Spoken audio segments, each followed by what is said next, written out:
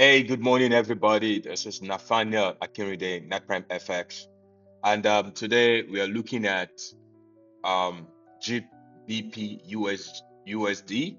But majorly, this is our first official um, video analysis that we're having on our book, the Session-Time Fair Value Gap Framework that I started yesterday, trade 1, trade 001.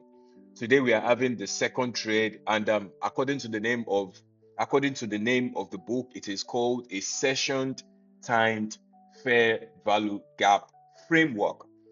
The word or the topic of the book already gave the name out or the meaning of the framework out. That means the trade takes place within a session that is timed, a session timed fair value gap. So within that session, we look for the fair value gap. After we get the fair value gap, we apply the best location and the best timing according to what is in the book, according to my tool that I've created and what I'm trying to now formulate. So within a session that is timed, we look for the fair value gap, and then we wait for timing to be our last confluence, and then we execute the trade. So this morning I'm looking at GBP USD, which is Great Britain. On my screen, I can tell on the 4 hours, I see a downtrend.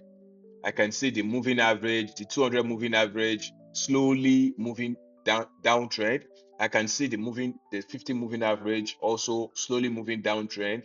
We have a bit of a retrace. I'll consider all of this a discounted price. I would consider all of that a discounted price. So again, the name of this framework is called Session Time Fair Value Gap. So if it is within a session, I'm going to try to zoom into the 4 hours and then try to maintain a particular bias.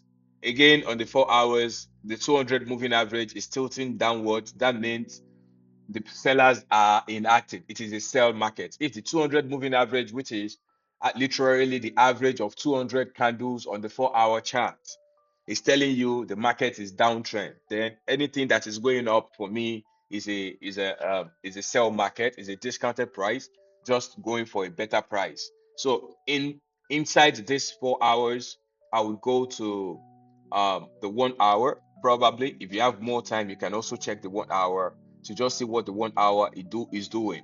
So a session timed fair value gap. So let's zoom into this session. Again, remember from the 4 hours, we already know that we want to sell. On the 1 hour, I can see the last session. This is the top of the highest price of the last session, 1,001.34800. So is also the previous day, which is 2 days ago. This is today. This dotted line separates yesterday from today. This dotted line here separates yesterday from day before yesterday.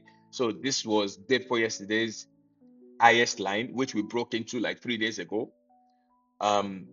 Price broke the low of 3 days ago, then came back to test it 2 days ago, up yesterday, same highest price. That means this is a good resistance. On the 1 hour, you can say this is a good resistance. Remember, this is the 1 hour chart. So yesterday, the dollar was a bit strong, and they broke um day for yesterday's price. They didn't just break it, they broke it with serious continuation candles with volume. You can see the volume bars rising here. So the pullback, all this pullback up the way to this line is all for sale. So right now I'll go again into I this is actually my zone this is my time frame to activate a trade. 8 to 10 a.m. Accra time, or 1 p.m. to 4:30 p.m. New York City time. So if I can't get a trade, if I can't get a good entry between 8 to 10, I would have to wait for New York to start. I mean, this is also a New York market product. GBP USD is a New York market product also. So we can afford to to wait, or we can afford to just join the short-term buys for the next 1 hour, 30 minutes. Yes, because if you look at this rising candle from the beginning of this session, except this candle closes immediately, but I mean, I don't think it can close like this right now based on the volume I'm seeing here. So I think within this session, this little session, within the next 2 hours, if I'm planning to do anything, I'll just be planning to maybe a short buy. But that means I have to close it by 10 or 10:30 in the morning. By 10 or 10:30, that I have to close it in like 2 hours, because I expect this market to still be a sell market, and that means I have to come back to this trade by 1 p.m.